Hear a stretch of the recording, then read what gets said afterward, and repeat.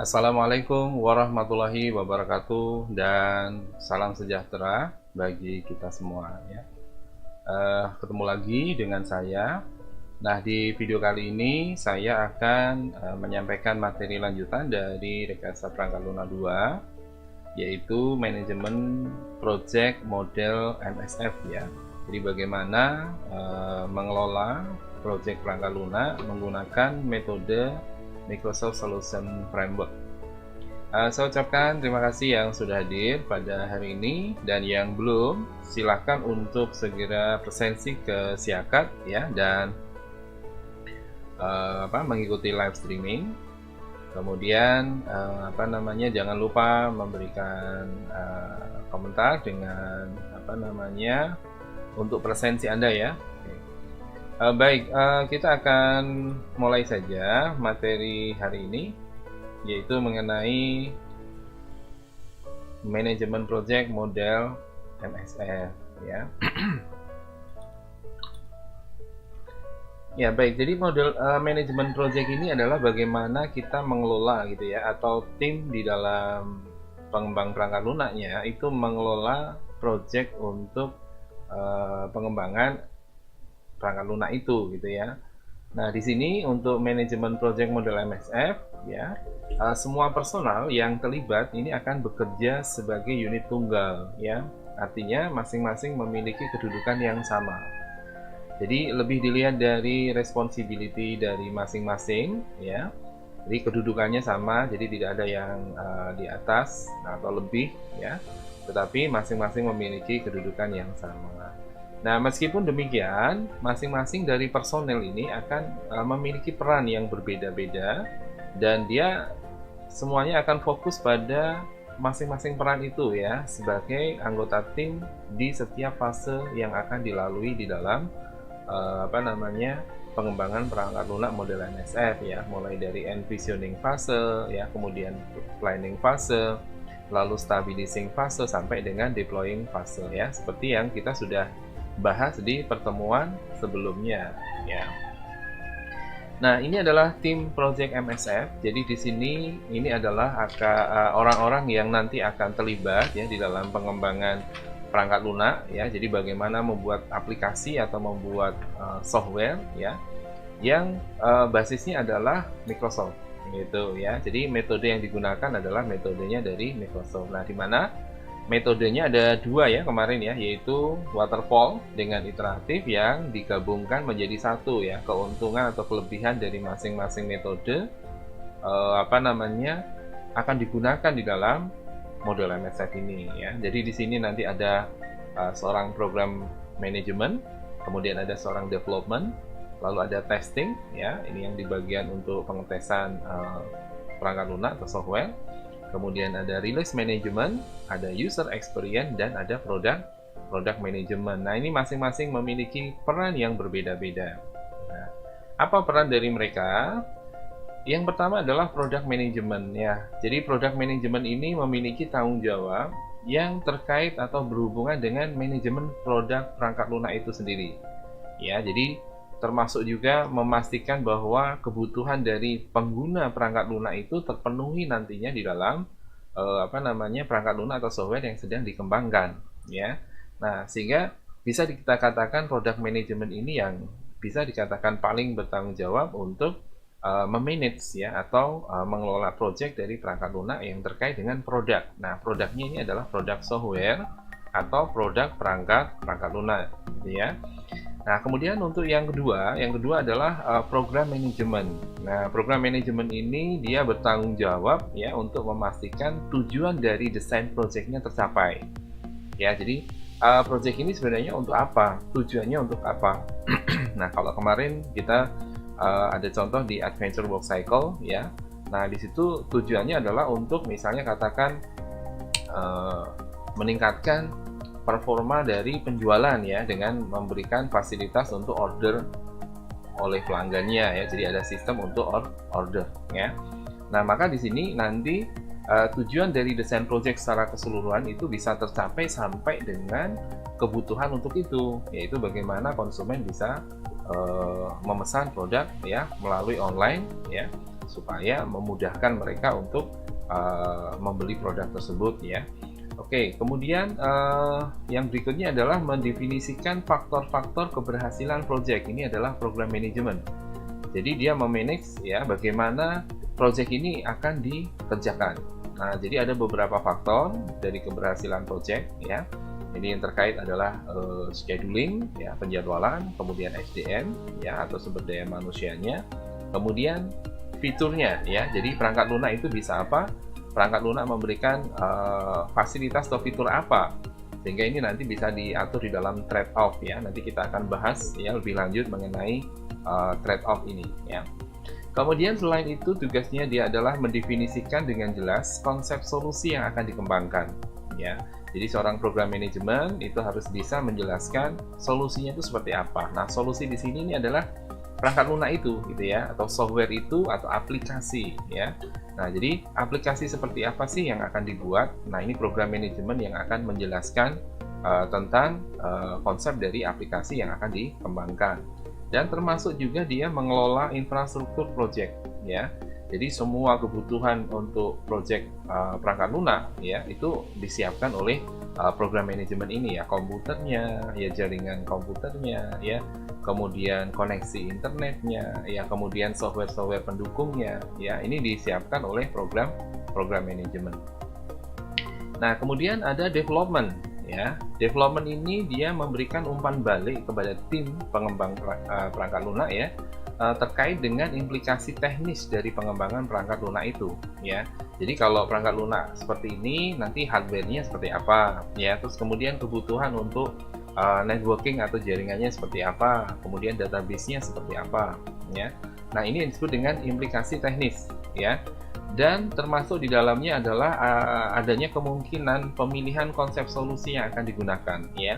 Jadi development ini yang nanti akan memikirkan ini pakai bahasa apa ya, bahasa pemrograman apa, database-nya apa, kemudian apakah aplikasinya web based atau aplikasinya berbasis jaringan lokal area, atau aplikasinya seperti apa. Nah, ini development ini yang akan memikirkan seperti apa nanti itu aplikasi ya, beberapa konsep solusi. Nah, konsep-konsep solusi yang ada ini nanti akan dibicarakan ya, akan dikoordinasikan oleh semua tim. Nanti teknologi apa yang dipilih itu yang nanti menjadi kesepakatan dari keseluruhan tim ya. Kemudian ada user experience. User experience ini akan bertugas menganalisa dari kebutuhan performansi terhadap sistem. Ya, jadi sistemnya seperti apa sih gitu ya? Performanya, kecepatannya, kemudahan penggunaannya, kehandalannya. Ini adalah user experience. Jadi user yang ahli, di mana user ahli ini nanti akan menilai ya atau mereview ya perangkat lunak yang sudah dihasilkan ya. Sehingga nanti di sini user experience akan menganalisa kebutuhan informasi di dalam perusahaan ya untuk sistem yang sedang dikembangkan. Kemudian juga dukungan terhadap user ya dengan mempertimbangkan implikasi dari perangkat lunak untuk mempertemukan kebutuhannya ya. Jadi user experience akan tahu nih penggunanya ini siapa ya, apakah ini staff, apakah supervisor ya, apakah dia manager. Nah, dari kebutuhan atau apa yang dikerjakan oleh mereka ya, ini user experience itu akan tahu ya, sehingga user experience ini akan menguji nantinya ya. Di bagian testing nanti ada pengujinya sendiri, dia akan melihat apakah perangkat lunaknya sudah sesuai dengan kebutuhan mereka. Nah, ini adalah user experience. Kemudian testing ya. Nah, testing ini tugasnya adalah memberikan umpan balik kepada tim ya mengenai kualitas dari solusi ya. Jadi umpan baliknya adalah dengan cara mengetes perangkat lunaknya atau softwarenya apakah sudah sesuai perangkat lunak itu ya. Kemudian dia memberikan umpan balik ya kepada tim ya, ini setelah dites ada bug ya, ada error seperti ini. Nah, ini tugas dari seorang tester ya gitu ya. Nah, dia juga melakukan apa namanya evaluasi ya untuk memperoleh jaminan kualitas dari perangkat lunak yang dibuat ya. Jadi ketika dites ya aplikasi atau perangkat lunak yang dikembangkan ya itu memberikan kinerja yang baik ya, kinerja yang bagus, sehingga bisa apa namanya, nanti sesuai dengan kebutuhan gitu ya. Nah ini testing ini yang harus bekerja bertanggung jawab untuk memastikan bahwa ya kualitas dari perangkat lunak itu bagus. Kemudian release management. Nah ini release management ini adalah yang mengelola perangkat lunaknya untuk disebarkan ya, dirilis. Dirilis itu artinya perangkat lunak itu sudah zero bug ya. Kemarin di pertemuan yang lalu kita sudah bahas zero bug. Jadi sudah mendekati tidak ada lagi error, tidak ada lagi masalah di dalam perangkat lunak karena sudah melalui uji alpha, kemudian uji beta ya, sampai rilis. Nah, jadi release management ini tugasnya adalah mengidentifikasi kebutuhan dari penyebaran solusi. Jadi solusi perangkat lunaknya udah jadi gitu ya. Nah, solusi perangkat lunak yang udah jadi ini kemudian dipikirkan oleh release management untuk bagaimana itu diinstalasi ya, dideploy, disebarkan ke pengguna-pengguna dari sistem aplikasi tersebut ya. Kemudian juga perlu dipikirkan oleh release management yaitu bagaimana dan kapan solusi itu akan disebarkan. Jadi membuat scheduling ya. Bagaimana cara menyebarkan ya, apakah diinstal secara manual dari satu komputer ke komputer yang lain, ataukah harus di-download terlebih dahulu ya dari server kemudian diinstal ya ke komputer masing-masing, atau ketika pengguna login ya ke komputer masing-masing kemudian aplikasi otomatis terinstall ya. Nah, ini yang perlu dipikirkan. Selain itu juga serta ini ya, infrastruktur tambahan yang diperlukan ya. Jadi perangkat-perangkat lunak atau perangkat keras tambahan yang diperlukan untuk pemasangan atau instalasi dari perangkat lunak itu. Nah, jadi ini release management juga akan memikirkan itu. Nah, kemudian terkait dengan orang-orang yang berkepentingan ya. Jadi di dalam pengembangan perangkat lunak ini ada orang-orang yang berkepentingan di situ. Nah, orang-orang yang berkepentingan ini disebut dengan stakeholder ya, stakeholder project ya. Yang pertama adalah project sponsor ya. Project sponsor ini adalah seseorang ya, bisa seorang, bisa lebih gitu ya.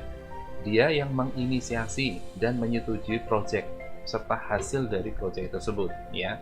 Jadi dia membiayai, yang menginisiasi, yang memulai ya untuk pengembangan dari perangkat lunak atau software tersebut. Ya, ini adalah project sponsor. Jadi yang mensponsori ya. Kemudian customer. Nah, customer ini bisa satu atau lebih individu yang mengharapkan untuk memperoleh nilai bisnis tertentu dari solusi aplikasi yang dihasilkan ya. Jadi customer ini adalah sebenarnya perusahaan, tetapi representasinya adalah pegawai atau karyawan atau pengguna sistem di situ ya, bisa satu orang atau lebih, di mana dia yang nanti akan mengoperasikan sistem itu atau perangkat lunak itu di perusahaan tersebut. Nah, ini disebut dengan customer ya. Nah, kemudian end user ya. End user ini adalah salah satu ya pengguna yang berinteraksi langsung dengan solusi aplikasi ya. Jadi tadi ya, pekerja atau karyawan yang ada di perusahaan ya, itu disebut sebagai pengguna akhir ya. Nah, pengguna akhir ini yang nanti akan berinteraksi langsung ya. Jadi kalau customer tidak selalu berinteraksi langsung, dia mungkin bisa sebagai kolega supervisor ya, tidak menggunakan langsung program atau aplikasinya ya. Tetapi kalau end user ini yang langsung menggunakan sistemnya ya. Kemudian ada operation ya, ini yang berkepentingan juga, yaitu organisasi yang terus-menerus dalam mengoperasikan solusi aplikasi. Ya, jadi mengoperasikan di sini bahwa solusi aplikasi setelah diinstal itu akan digunakan terus ya. Nah, organisasi-organisasi yang menggunakan terus-menerus aplikasi ya atau solusi yang sudah diimplementasikan ini ya disebut sebagai operation ya. Nah, kemudian kita sudah masuk pada disiplin model proses MSF ya. Jadi di sini disiplin ini artinya bagaimana aturannya gitu ya, supaya model proses MSF ini bisa diterapkan ya, bisa dipahami ya oleh tim pengembang dari perangkat lunak ya. Jadi disiplin ini digunakan untuk mengelola ya orang atau SDM, kemudian mengelola proses ya, kemudian mengelola teknologinya ya. Jadi tidak hanya SDM-nya saja, tapi prosesnya juga perlu dikelola, lalu teknologinya juga perlu dikelola. Jadi 3 hal ya menjadi disiplin MSF ya. Nah, kemudian di dalam disiplin MSF ini ya ada 3 komponen ya, 3 komponen yang penting. Yang pertama adalah bagaimana mengelola resiko atau manajemen resiko, bagaimana mengelola kesiapan ya, kesiapan untuk pengembangan perangkat lunak atau manajemen kesiapan, dan manajemen project itu sendiri ya. Jadi bagaimana mengelola projectnya. Karena setiap aplikasi ya, setiap project masih ada resikonya dan perlu persiapan untuk bagaimana agar project itu bisa dilaksanakan ya. Nah, yang pertama kita lihat manajemen resiko ya. Jadi manajemen resiko ini adalah bagaimana kita mengelola resiko. Yang dilakukan pertama kali dalam manajemen resiko adalah mengidentifikasi resikonya dulu ya. Jadi setiap individu yang ada di dalam tim ya itu bisa mengidentifikasi resiko apa yang mungkin akan menimbulkan masalah di depan ya. Jadi misalnya katakan project management ya. Project management akan melihat ini project ini nanti ke depan ada resiko, misalnya katakan jadwalnya yang sudah ditetapkan ya, schedule-nya ternyata tidak sesuai schedule penyelesaiannya. Nah, ini ada resiko. Ini kalau tidak sesuai dengan schedule, maka akan ada resiko pembengkakan budget, pembiayaan ya, kemudian ketidaksesuaian deployment-nya ya, penyebarannya yang mestinya harus sudah bisa digunakan jadi mundur ya waktunya. Nah, ini resiko-resiko yang mungkin dihadapi. Nah, nanti setiap anggota tim pengembang itu memahami risiko ini ya. Jadi mengidentifikasi setiap risiko di setiap anggota tim pengembang. Nah, yang kedua setelah diidentifikasi yaitu menganalisa ya. Analisa ini adalah melakukan analisa terhadap risiko-risiko yang ada dalam format tim ya. Maksudnya dalam tanda petik format tim di sini adalah dipahami bersama gitu ya.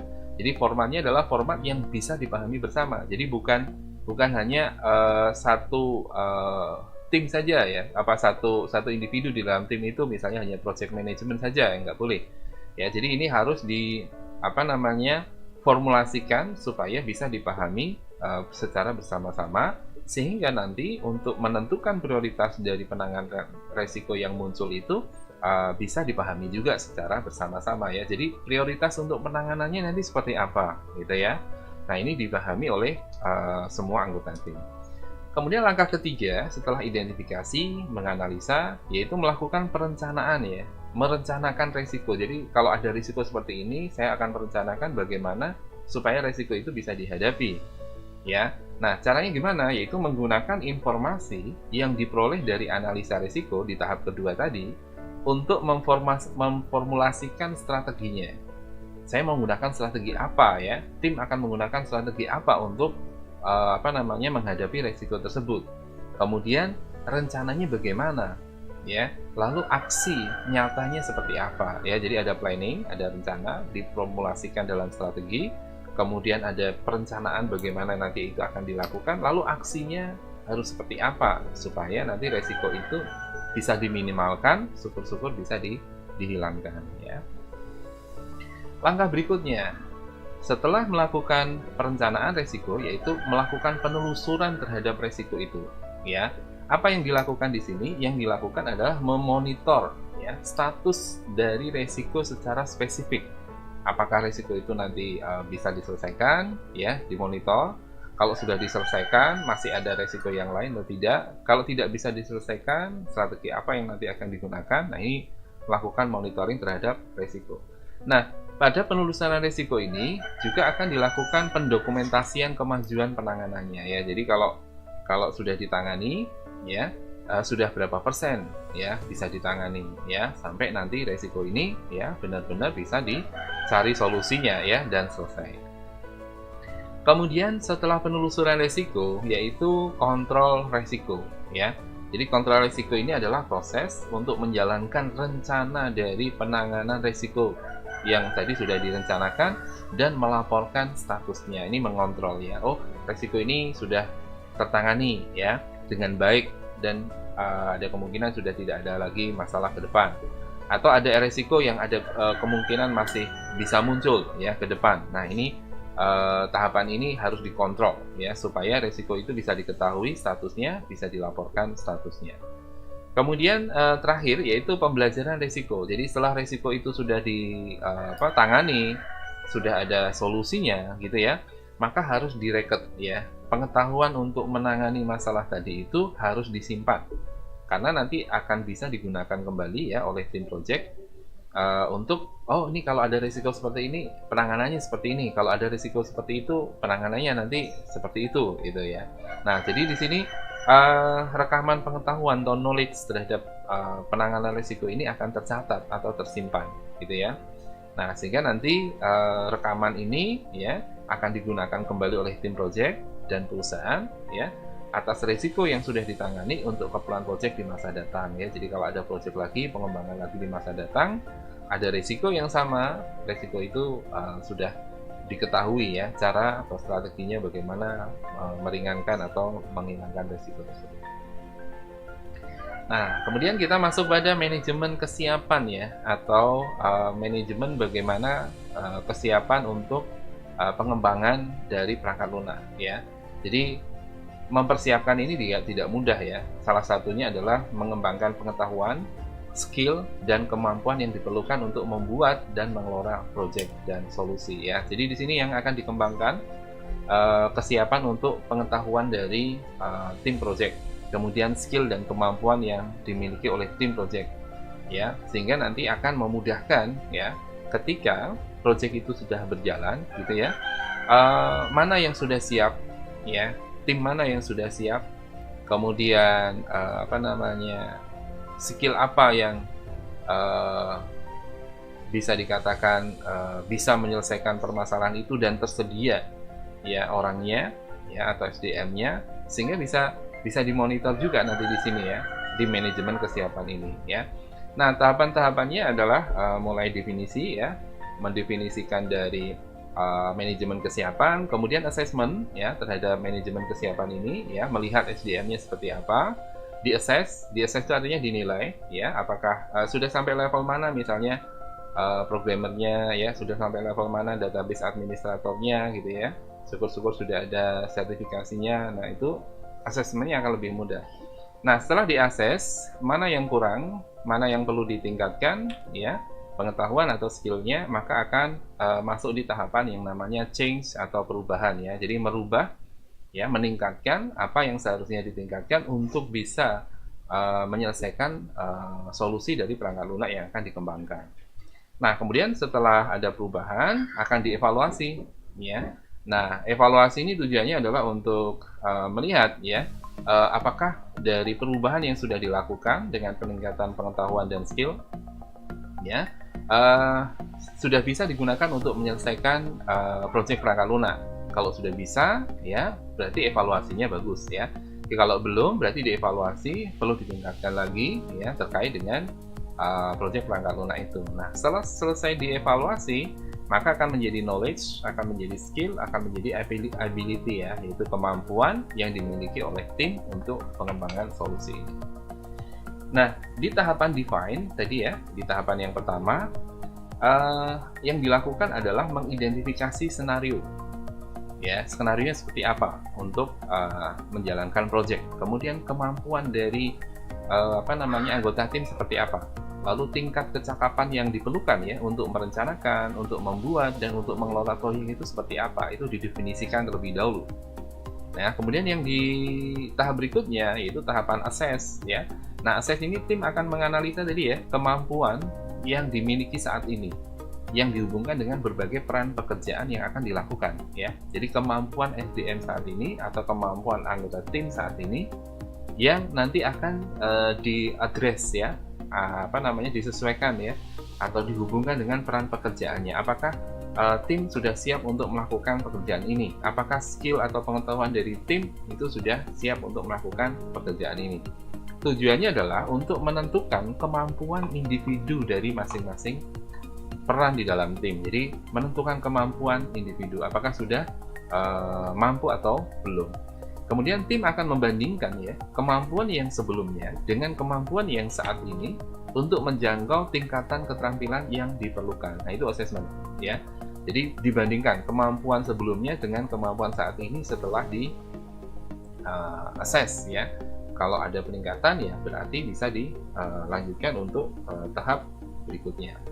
Nah, di tahap change, yaitu tahap perubahan, tim mulai meningkatkan keterampilan ya. Kalau misalnya pada saat tadi mapping ya, address dari kemampuan dan knowledge yang dimiliki itu belum sesuai dengan kebutuhan untuk pengembangan perangkat lunak ya, atau pekerjaan tertentu di pengembangan perangkat lunak, maka akan meningkatkan keterampilan ya untuk menaikkan kecakapan yang diinginkan ya. Caranya gimana? Dalam change ini ada training ya, yaitu pelatihan ya sesuai dengan rencana pembelajaran dalam pengembangan proyek. Jadi yang dilatih itu adalah tim yang perlu ditingkatkan, perlu dirubah kemampuan skillnya dan pengetahuannya ya untuk mengerjakan proyek perangkat lunak itu. Jadi bukan yang lain. Jadi training ini atau pelatihan ini adalah untuk proyek tersebut.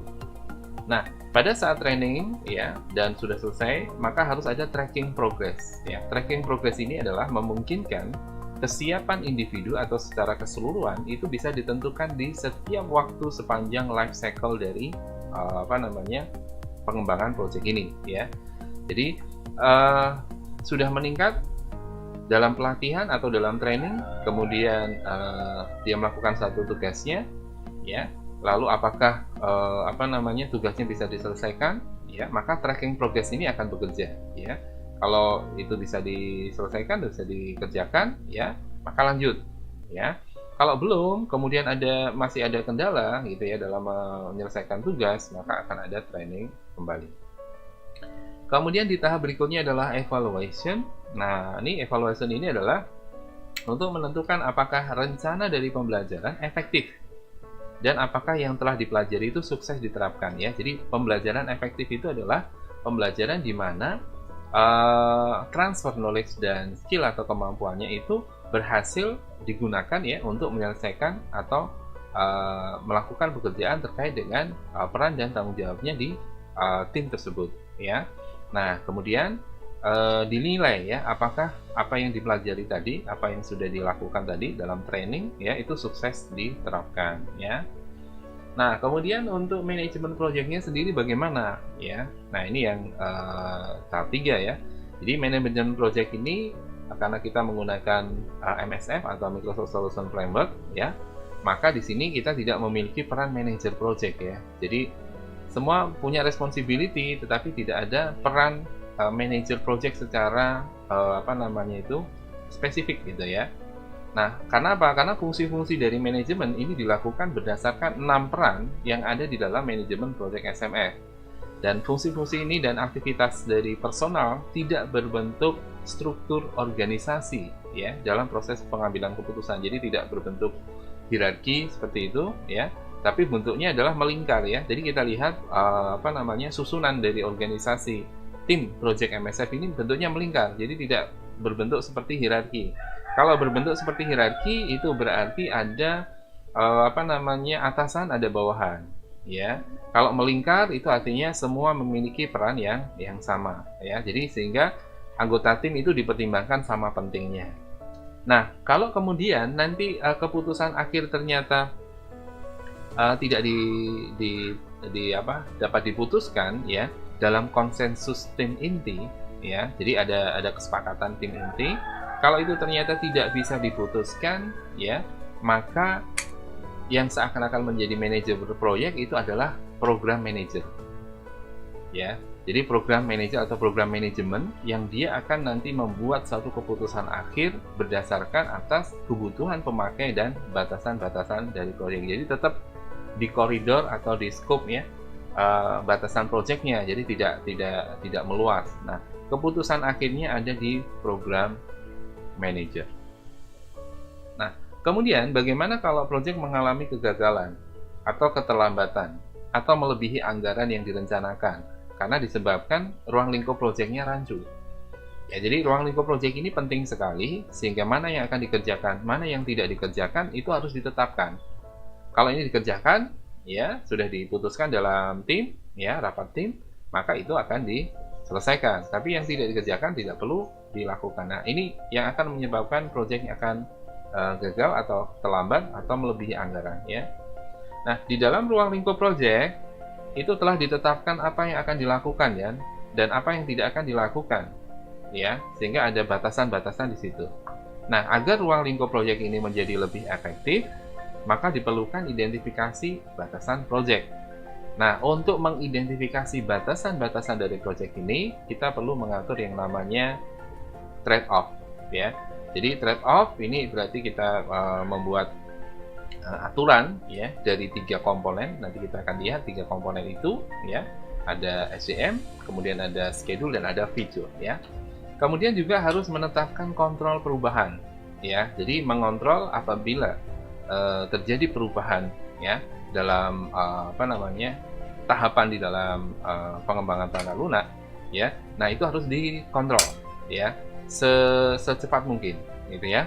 Kemudian juga harus memonitor kemajuan dari proyeknya. Nah, ini agar ruang lingkupnya menjadi lebih efektif ya. Nah, trade-off sendiri itu apa? Trade-off sendiri itu adalah kondisi di mana sebuah kebutuhan yang telah direncanakan tidak dapat direalisasikan karena digunakan untuk kebutuhan lainnya. Ini sifatnya saat ya.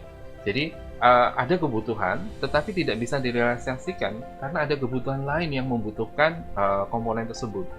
Gitu ya. Jadi kebutuhan itu ternyata tidak bisa direalisasikan. Nah, di sini di dalam trade-off nanti kita mengenal variable project ya. Jadi variable project itu ada 3 komponen. Ada resource ya, sumber daya ini SDM. Kemudian schedule ya. Schedule ini jadwal, penjadwalan. Kemudian features ya. Feature itu adalah fitur-fitur dari perangkat lunak. Jadi perangkat lunak itu bisa apa aja ya. Nah, ini nanti akan diatur di dalam yang namanya trade-off. Nah, perubahan yang terjadi pada suatu komponen akan berpengaruh pada komponen lain. Jadi kalau kita merubah resource, ya otomatis schedule dan feature-nya akan disesuaikan. Kalau kita merubah schedule, maka features dan resource-nya juga akan disesuaikan. Ya.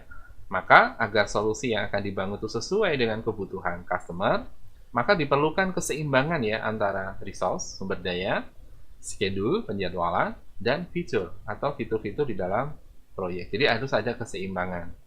Nah, keseimbangan ini nanti kita akan atur di dalam 3 komponen ya. Kita terapkan yang namanya trade-off triangle ya. Jadi trade-off triangle ini bentuknya seperti ini ya. Ada resource ya, variable resource, kemudian ada variable schedule, kemudian ada variable features. Nah, dari 3 komponen variabel ini kemudian kita buat matriks ya. Matriks project ya. Jadi di situ nanti resource, schedule, dan features ya. Itu bisa dalam kondisi yang namanya fixed ya, artinya ditetapkan ya. Kemudian ada kondisi chosen ya, dipilih.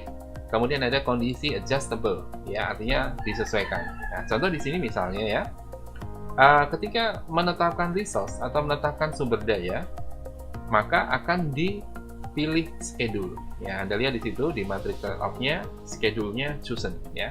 Kemudian fiturnya otomatis akan adjustable, akan disesuaikan. Ya. Nah, kalau nanti dirubah ya, matriks ini ya akan berbeda ya. Jadi yang ditetapkan pertama apa dulu? Apakah resource-nya? Apakah schedule-nya? Apakah fiturnya? Kalau ditetapkan yang pertama dulu adalah fiturnya, maka resource dan schedule bisa chosen, bisa dipilih, bisa adjustable. Misalnya choose-nya adalah schedule, adjustable-nya adalah resource ya. Jadi kalau fitur-fitur perangkat lunaknya itu bisa begini gitu ya, cukup banyak gitu ya. Nah, maka schedule-nya harus dipilih ya untuk mengerjakan ditetapkan ya untuk mengerjakan fitur-fitur itu butuh berapa lama, berapa hari. Kemudian resource-nya di-adjustable, disesuaikan ya. Nah, butuh sumber dayanya seperti apa saja ya. Itu jadi ini yang disebut dengan matrix project ya, trade-off triangle ya. Oke, ini adalah contoh dalam menyusun matriks ya. Jadi kita bisa misalnya katakan given fixed resource, we will choose a schedule and adjust the future set if necessary gitu ya. Jadi diisi ya, given fixed bla bla bla. Ini mau diisi apa? Resource, fitur, atau schedule. Maka kita akan memilih bla bla bla ya gitu ya. Kemudian dan kita akan adjust ya, menyesuaikan bla bla bla jika diperlukan. Nah, misalnya contoh given fixed resource, berarti resource-nya itu akan ditetapkan, Kemudian kita akan memilih schedule, ya. We will choose a schedule and adjust the future set if necessary. Ya, kemudian kita akan menyesuaikan fitur-fitur, ya, kumpulan-kumpulan fitur, ya, atau set fitur, ya, jika dibutuhkan. Nah, ini nanti bisa disesuaikan. Kalau kita memilihnya, ya, menetapkannya adalah schedule terlebih dahulu, ya, maka bisa misalnya we will choose a resource yang ini, ya, kemudian and adjust future, ya, atau feature set if necessary, gitu ya. Oke, kemudian yang berikutnya terakhir nih, ya, adalah iterasi dari rilis versi perangkat lunak. Kita tahu perangkat lunak dari produk Microsoft, ya, itu mesti ada rilis versi, ya. Jadi versinya bisa berbeda-beda, ya, semakin tinggi versinya, fiturnya akan semakin bagus biasanya, gitu ya. Ada setiap versi, baik itu misalnya di Windows, ya, kemudian di Microsoft Office, ya, atau di aplikasi lain, ya, misalnya untuk programming, misalnya katakan, ya, Visual Studio.net itu, ya, versinya juga bermacam-macam, ya, termasuk SQL Server misalnya juga versinya bermacam-macam. Nah, matriks trade-off ini akan sangat bermanfaat, ya, pada proses iterasi atau pengulangan yang terjadi dalam perancangan solusi aplikasi atau perancangan perangkat lunak. Ya, jadi matriks trade-off itu akan sangat bermanfaat. Nah, setiap fase di dalam model proses MSF ini akan terus berulang sampai tujuan pada fase tersebut telah terpenuhi. Ya, jadi di setiap fase mulai dari envisioning, planning, ya, kemudian developing, stabilizing itu akan berulang sampai di fase itu benar-benar terpenuhi semuanya. Sehingga di iterasi ini, ya, iterasi ini adalah perulangan, mengizinkan proyek dikembangkan dalam tahapan-tahapan proyek yang lebih sederhana. Nah, iterasi berikutnya akan ditentukan berdasarkan sukses atau tidaknya iterasi sebelumnya. Jadi kalau di tahapan sebelumnya sudah berhasil, maka tahapan berikutnya adalah menambahkan fitur yang baru, atau misalnya katakan mengembangkan fitur yang baru, maka akan ada iterasi lagi, gitu ya. Nah, kemudian instan dari sebuah iterasi di dalam daur hidup project itu setelah iterasi berikutnya akan dilihat fungsionalitasnya, ya. Instan itu adalah contoh nyata dari hasil pengembangan perangkat lunak, ya. Jadi hasil proses iterasi dari pengembangan perangkat lunak mulai dari envisioning sampai deployment itu hasilnya seperti apa, ya. Nah, di sini akan dilihat fungsionalitasnya dari perangkat lunak itu. Biasanya akan semakin baik, semakin lengkap, gitu ya, semakin mudah digunakan, gitu ya. Dan tentunya waktunya, ya, waktunya akan semakin lama karena apa? Itu akan menambahkan waktu untuk iterasi dari pengembangan perangkat lunak itu. Nah, di sini kita bisa lihat, ya, fungsionalitas dari rilis versi, gitu ya. Jadi ini adalah satu MSF, ya, satu Microsoft Solution Framework model proses, ya. Nah, nanti ke atas ini adalah fungsionalitasnya, ya. Jadi manfaat atau fungsi dari aplikasinya. Ke sana itu adalah waktunya. Otomatis waktunya akan bertambah lama ketika versi 1 sudah jadi, sudah bisa digunakan oleh pengguna sistem, ya. Misalnya Windows yang pertama Windows 95 atau Windows 31 misalnya, atau Windows 95 misalnya. Ini versi 1-nya. Versi 2-nya ke Windows 98. Kemudian versi 3-nya ke Windows Experience misalnya, atau Windows Millennium katakan, gitu ya. Nah, ini masing-masing berbeda versi, ya. Ini ada satu tahapan menghasilkan Windows 95, ini satu tahapan menghasilkan Windows 98, ini satu tahapan menghasilkan Windows XP misalnya, ya. Nah, tentu kalau kita lihat dari sisi waktu ini akan membutuhkan waktu yang cukup lama karena masing-masing rilis versi ini ada tahapan iterasi, ya, di setiap tahapan MSF itu, ya. Nah, oke, sampai di sini materi kita, ya, hari ini, ya. Mungkin ada yang akan didiskusikan atau ada pertanyaan, Anda bisa menuliskan di live chat, ya. Kalau tidak ada, mungkin kita bisa akhiri. Silakan kalau ada pertanyaan terlebih dahulu.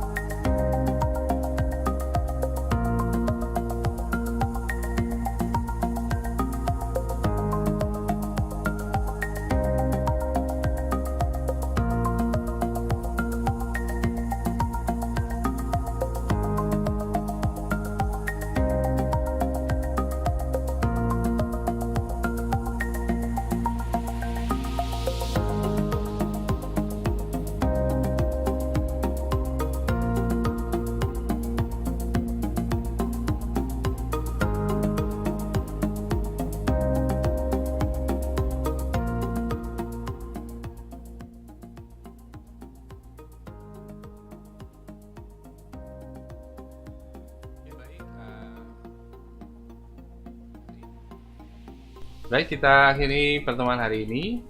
Kalau Anda merasa materi ini bermanfaat, silahkan like ya di video ini. Kemudian jangan lupa yang belum subscribe untuk subscribe supaya tidak ketinggalan materi, dan klik tombol loncengnya ya supaya notifikasi kalau ada kuliah pengembangan perangkat lunak atau rekayasa perangkat lunak 2 ini ya sedang online atau sedang live streaming. Selamat siang, wassalamualaikum warahmatullahi wabarakatuh, dan salam sejahtera.